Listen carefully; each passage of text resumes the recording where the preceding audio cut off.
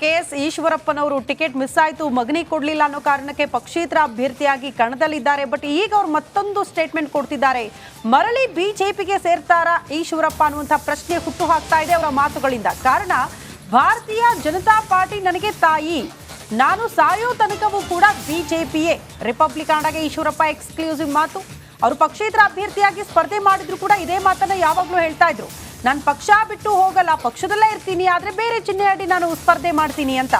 ಆದ್ರೆ ನನಗೆ ದೇವರು ಪ್ರಧಾನಿ ನರೇಂದ್ರ ಮೋದಿ ಅವರೇ ಅನ್ನುವಂಥ ವಿಚಾರವನ್ನ ಪ್ರಸ್ತಾಪ ಮಾಡ್ತಾ ಬಂದಿದ್ರು. ಈಗ ಮತ್ತೊಮ್ಮೆ ಅದು ರಿಪೀಟ್ ಆಗಿದೆ. ಮತದಾರರು ಹೇಳಿದ್ದು ಕೇಳಿ ಈಶ್ವರಪ್ಪ ಶಾಕ್ ಆಗ್ಬಿಟ್ಟಿದ್ದಾರಂತೆ. ಫಲಿತಾಂಶಕ್ಕೂ ಮುನ್ನವೇ ಸೋಲು ಒಪ್ಪಿಕೊಂಡ್ರ ಈಶ್ವರಪ್ಪ. ನಾನು ಈಗಲೂ ಬಿಜೆಪಿಯಲ್ಲೇ ಇದ್ದೀನಿ ಅಂತ ಹೇಳ್ತಿದ್ದಾರೆ. ಹೀಗಾಗಿ ಕಮಲ ಚಿಹ್ನೆಗೆ ಮತ ಹಾಕಿದ್ದೇನೆ ಎಂದಿದ್ದಾರೆ. ನಾನು ಪಕ್ಷೇತರ ಅಂತ ಮನವರಿಕೆ ಮಾಡೋದಕ್ಕೆ ಆಗ್ಲಿಲ್ಲ. ಶಿವಮೊಗ್ಗ ಕ್ಷೇತ್ರದ ಪಕ್ಷೇತರ ಅಭ್ಯರ್ಥಿ ಈಶ್ವರಪ್ಪನವರ ಹೇಳಿಕೆ ಇದು. ಮಾಜಿ ಉಪಮುಖ್ಯಮಂತ್ರಿ ಮತ್ತು ಬಿಜೆಪಿಯಿಂದ ಉಚ್ಚಾಟನೆ ಆಗಿರುವಂಥ ಈಶ್ವರಪ್ಪ ನಮ್ಮ ಜೊತೆ ಇರುವಂಥದ್ದು. ಈ ಬಗ್ಗೆ ಚುನಾವಣಾ ಆಯೋಗ ಇಂದು ಸಾಕಷ್ಟು ದೂರನ್ನು ಕೊಟ್ಟರು. ಸರ್, ಪಕ್ಷೇತರ ಅಭ್ಯರ್ಥಿಗೆ ಸ್ಪರ್ಧೆ ಮಾಡಿದ್ರೆ ಏನು ದೂರ ಏನಿದೆ? ಇವತ್ತು ಬಿ.ವೈ. ರಾಘವೇಂದ್ರ ಭಾರತೀಯ ಜನತಾ ಪಾರ್ಟಿ ಅಧಿಕೃತ ಅಭ್ಯರ್ಥಿಯಾಗಿ ಚುನಾವಣೆ ಸ್ಪರ್ಧೆ ಮಾಡಿರೋರು ಹಿಂದಿನ ದಿನ ಫೇಕ್ ಡಾಕ್ಯುಮೆಂಟ್ಗಳನ್ನು ಕ್ರಿಯೇಟ್ ಮಾಡಿ ಅವ್ರ ಪರವಾಗಿ ನಾನು ಚುನಾವಣೆಯಿಂದ ಹಿಂದೆ ಸರ್ಕೊಂಡ್ಬಿಟ್ಟಿದ್ದೇನೆ ಅನ್ನೋಂಥ ಒಂದು ನೀಚ ರಾಜಕಾರಣವನ್ನು ಮಾಡಿದ್ದಾರೆ. ಅದಕ್ಕೆ ಪೆಂಡ್ರೈವ್ ಯಾವುದೋ ಚುನಾವಣಾ ಹಿಂದಿನ ಚುನಾವಣೆಯಲ್ಲಿ ಅವ್ರ ಪರವಾಗಿ ನಾನೇನು ಪ್ರಚಾರ ಮಾಡಿದ್ದೆ ಅದನ್ನು ಈಗಿನ ಸಂದರ್ಭದಲ್ಲಿ ಎಲ್ಲ ವಾಟ್ಸಪ್ಗಳು ಬಿಡುಗಡೆ ಮಾಡಿದ್ದಾರೆ. ಅದೇ ರೀತಿ ನಾನು ಯಾವುದೋ ಸಂದರ್ಭದಲ್ಲಿ ಮಾತಾಡಿದ್ದೀನಿ ಅನ್ನೋಂಥ ಲೆಕ್ಕದಲ್ಲಿ ಸುಳ್ಳು ವಿಚಾರಗಳನ್ನು ಕ್ರಿಯೇಟ್ ಮಾಡಿ ಅಲ್ಲಿ ಹಳೆ ಫೋಟೋಗಳೆಲ್ಲ ಹಾಕಿ ಈ ರೀತಿ ಪ್ರಾಕ್ಸಿ ವ್ಯವಸ್ಥೆಗಳೇ ಮಾಡಿದ್ದಾರೆ. ಇದ್ರ ಬಗ್ಗೆ ರಾಘವೇಂದ್ರ ಅವ್ರನ್ನ ಅರೆಸ್ಟ್ ಮಾಡಬೇಕು, ಅವ್ರ ಬಗ್ಗೆ ಕ್ರಮ ತಗೋಬೇಕು.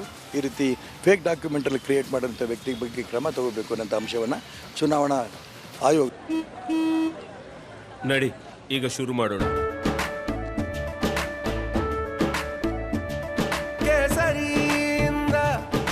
ಮನೋಲ್ಲಾಸ ಮನಸ್ಸು ಮತ್ತೇರಿ ಕುಣಿದಾಡಿದೆ ನೋಡು, ಮನಸ್ಸು ಮತ್ತೇರಿ ಕುಣಿದಾಡಿದೆ ನೋಡು. ಕ್ಷಣ ಕ್ಷಣವೂ ಆಚರಿಸಿ ಕೇಸರಿ ಹಬ್ಬ. ವಿಮಲ್ ಬಾಯಲ್ಲಿ ಹೇಳಿ ಕೇಸರಿ. ಇವತ್ತು ನಾನು ಕಂಪ್ಲೇಂಟ್ ಕೊಟ್ಟು ಬಂದಿದ್ದೇನೆ. ಉಚ್ಚಾಟನೆ ಮಾಡಿದ್ದೀನಿ ಅಂತ ಮಾಡಿದ್ದೀನಿ ಅಂತ ಪತ್ರ ಬಂದಿದೆ ರಾಜ್ಯಾಧ್ಯಕ್ಷ ವಿಜಯೇಂದ್ರ ಅವರ ಹತ್ರ. ಬಚ್ಚ ಅವನಿಗೇನು ಯಾರಿಗೆ ನೋಟಿಸ್ ಕೊಡಬೇಕು, ಏನು ಮಾಡಬೇಕು. ರಾಜ್ಯದಲ್ಲಿ ಯಡಿಯೂರಪ್ಪ, ನಾನು, ಅನಂತಕುಮಾರು, ಡಿ ಎಸ್ ಶಂಕರಮೂರ್ತಿ, ರಾಮಚಂದ್ರಗೌಡರು ನಾವೆಲ್ಲ ಕಟ್ಟಿದ ಪಕ್ಷ ಇದು. ಇವನು ಎಲ್ಲಿದ್ದೋ ಗೊತ್ತಿಲ್ಲ ನನಗೆ. ಇದ್ದಕ್ಕಿದ್ದಂಗೆ ಅವ್ರ ಅಪ್ಪನ ಇನ್ಫ್ಲೂಯೆನ್ಸಿಂದ 6 ತಿಂಗಳು ಖಾಲಿ ಇಟ್ಟು ದೆಹಲಿಗೆ ಹೋಗಿ ಕೂತ್ಕೊಂಡು ಒತ್ತಾಯ ಮಾಡಿಕೊಂಡು ರಾಜ್ಯಾಧ್ಯಕ್ಷನಾಗಿ ಬಂದಿದ್ದಾನೆ. ಅವನು ನನ್ನನ್ನು ಉಚ್ಚಾಟನೆ ಮಾಡ್ತಾನೆ. ಅದಕ್ಕೆ ರಾಜಕಾರಣದಲ್ಲಿ ಇನ್ನೂ ಎಳಸು ಅಂತಾರಲ್ಲ, ಅಷ್ಟ ಬಚ್ಚ ಇರಲಿ. ಅದಕ್ಕೆ ನಾನು ಉತ್ತರ ಕೊಡೋಕ್ಕೆ ಹೋಗಲ್ಲ. ಭಾರತೀಯ ಜನತಾ ಪಾರ್ಟಿ ನನ್ನ ತಾಯಿ. ನಾನು ಯಾವುದೇ ಕಾರಣಕ್ಕೂ ಭಾರತೀಯ ಜನತಾ ಪಾರ್ಟಿ ಬಿಟ್ಟು ಹೋಗೋಕ್ಕೆ ಸಾಧ್ಯನೇ ಇಲ್ಲ.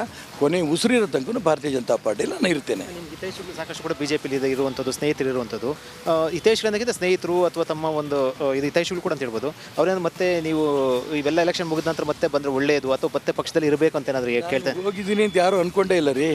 ನಾನು ಬಿ ಜೆ ಪಿಲಿ ಇನ್ನೂ ಇದ್ದೀನಿ ಅಂತ ಎಲ್ಲರೂ ಅಂದ್ಕೊಂಡ್ರು. ನನ್ನ ಈಶ್ವರಪ್ಪ ಅಂದರೆ ಬಿ ಜೆ ಪಿ ಇದೇ ಅಂದ್ಕೊಂಡಿರೋದು. ಇದು ನನಗೆ ಈ ಮೊನ್ನೆ ಚುನಾವಣೆಗೂ ಸ್ವಲ್ಪ ಮುಳುವಾಯ್ತು. ಯಾಕೆಂದರೆ ಈಶ್ವರಪ್ಪ ಅಂದರೆ ಬಿ ಜೆ ಪಿ ಅಂದರೆ ಕಮಲ. ಅನೇಕರು ನನಗೆ ಕಮಲಕ್ಕೆ ಓಟ್ ಕೊಟ್ಟು ನಾನು ನಿಮಗೆ ಓಟ್ ಕೊಟ್ಟಿದ್ದೀನಿ ಅಂತ ಹೇಳಿದ್ದಾರೆ. ಆ ಸಿಂಬಲ್ಲು ಕೂಡ ನನ್ನನ್ನು ಬಿ ಜೆ ಪಿಯಿಂದ ದೂರ ಮಾಡೋಕ್ಕೆ ಸಾಧ್ಯ ಇಲ್ಲ. ಭಾರತೀಯ ಜನತಾ ಪಾರ್ಟಿಗೂ ನನ್ನಿಂದ ದೂರ ಹೋಗಿ ಮಾಡೋಕ್ಕೆ ಸಾಧ್ಯನೇ ಇಲ್ಲ. ಸಿಂಬಲ್ ಕೂಡ ಅದೇ ರೀತಿ ಅನೇಕರು ಕನ್ಫ್ಯೂಷನಲ್ಲಿ ಓಟು ಮಾಡಿದ್ದಾರೆ. ನಾವು ಕೂಡ ಅವ್ರನ್ನ ತಿಳುವಳಿಕೆ ಕೊಡಿಸೋದ್ರಲ್ಲಿ ಸಾಕಷ್ಟು ಕಡೆ ಎಡವಿದೆ, ಪ್ರಶ್ನೆ ಬೇರೆ. ಹಂಗಾಗಿ ಈಶ್ವರಪ್ಪ ಅಂದರೆ ಬಿ ಜೆ ಪಿ. ಈ ವಿಜೇಂದ್ರ ಯಾರು ಅಂತ ಕೇಳ್ಬೋದು. ಈಶ್ವರಪ್ಪ ಬಿ ಜೆ ಪಿ ಅಲ್ಲ ಅಂತ ಯಾರೂ ಕೇಳಕ್ಕೆ ಬರಲ್ಲ. ಬಟ್ ವಿಜೇಂದ್ರ ರಾಜ್ಯಾಧ್ಯಕ್ಷರು ಸೆಂಟ್ರಲ್ ಹೈಕಮಾಂಡಿಂದ ಉಚ್ಚಾಟನೆ ಆಗಿರುವಂಥದ್ದು. ಹೌದು, ನಾನು ಇಲ್ಲ ಅಂತಿಲ್ಲ. ರಾಜ್ಯಾಧ್ಯಕ್ಷರು ಉಚ್ಚಾಟನೆ ಮಾಡಿದ್ದಾರೆ, ಮಾಡಿಲ್ಲ ಅಂತ ನಾನು ಹೇಳಿಲ್ಲ. ಆದರೆ ನನ್ನ ಭಾರತೀಯ ಜನತಾ ಪಾರ್ಟಿ ನನ್ನ ಸಂಬಂಧ ಇದೆಯಲ್ಲ, ಇದನ್ನು ಯಾರೂ ಕಿತ್ತಾಕಕ್ಕೆ ಬರಲ್ಲ. ಅದಂತೂ ಯಾಕಂದ್ರೆ ಬಿಜೆಪಿ ಕಟ್ಟೋಳು. ಯಾಕೆ ಹಿಂದೆ ಯಾರ್ಯಾರು ಪಕ್ಷ ಬಿಟ್ಟು ಹೋದೋ ಕೂಡ ತಾವು ಪಕ್ಷ ಬಿಟ್ಟು ಹೋದಾರಲ್ಲ, ಈಗಲೂ ಕೂಡ